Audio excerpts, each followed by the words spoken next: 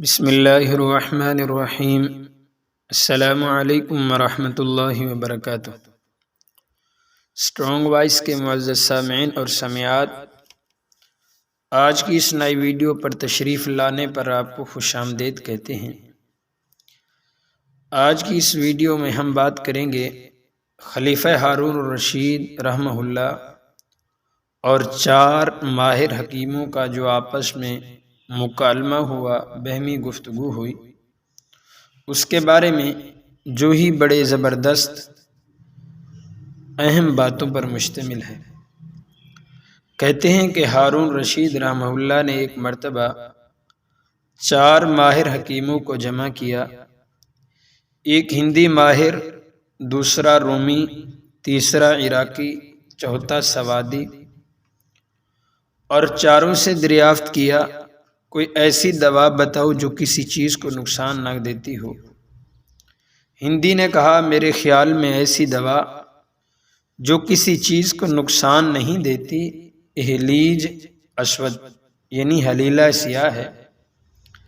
عراقی نے کہا میرے خیال میں حب الرشاد و لبجز ہے۔ رومی نے کہا میرے نزدیک گرم پانی ہے، یعنی وہ کسی چیز کو مضر نہیں ہے۔ سوادی نے کہا یہ سب غلط ہے، حلیلہ معدے کو روندتا ہے۔ روندنے کا مطلب یہ ہے جیسے پاؤں سے کسی چیز کو مسلنا، اور یہ ایک قسم کی بیماری ہے۔ اس کے علاوہ جگر کے لیے بھی حلیلہ مضر ہے، اور حب الرشاد معدے میں پھسلن پیدا کرتا ہے، اور گرم پانی معدے کو ڈھیلا کرتا ہے۔ ان سب طبیبوں نے کہا پھر تم بتاؤ ایسی کیا دوا ہے جو کسی کو نقصان نہیں کرتی۔ سوادی نے کہا کہ کھانا اس وقت تک نہ کھایا جائے جب تک خوب رغبت پیدا نہ ہو، اور ایسی حالت میں ختم کیا جائے کہ زیادہ کی رغبت باقی ہو۔ بقیہ تینوں طبیبوں نے اس کی رائے سے اتفاق کیا،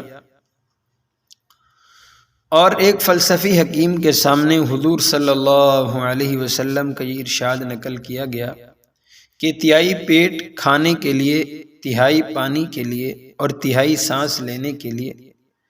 اس نے سن کر بڑا ہی تعجب کیا اور کہا کہ کھانا کم کھانے میں اس سے بہتر اور مضبوط بات میں نے آج تک نہیں سنی۔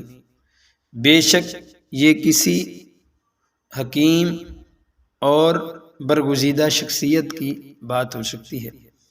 امید ہے کہ آپ کو ویڈیو اچھی لگی ہوگی اور آپ کی علمی معلومات میں اضافہ ہوا ہوگا، تو آپ سے گزارش ہے آپ ہی اپنے چینل اسٹرانگ وائس کو سبسکرائب کر دیں، ویڈیو کو لائک اور شیئر کر دیں، اور کمنٹ کے اندر اپنی رائے کا اظہار فرما دیں۔ جزاک اللہ خیرہ۔